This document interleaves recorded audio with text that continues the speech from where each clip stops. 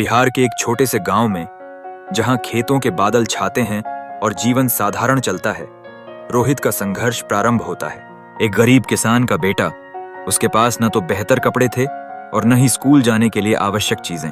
जूते और बैग की कमी कभी कभी उसे खाली पेट स्कूल भी ले जाने लगती थी।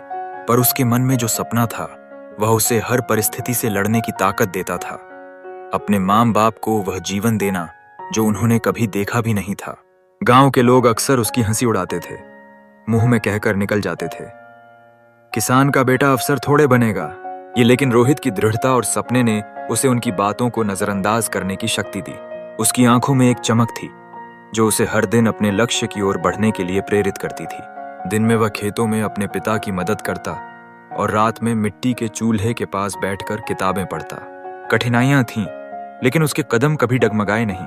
पुस्तकों तक पहुंचने के लिए उसे 5 किलोमीटर पैदल चलना पड़ता था।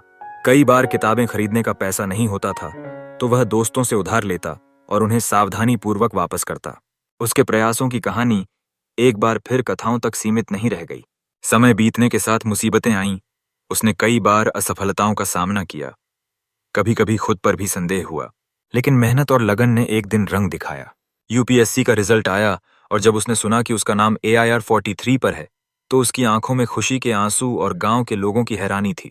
वही लोग जो एक समय उसका मजाक उड़ाते थे, अब उसकी तस्वीरें अपनी दीवारों पर लगाते थे।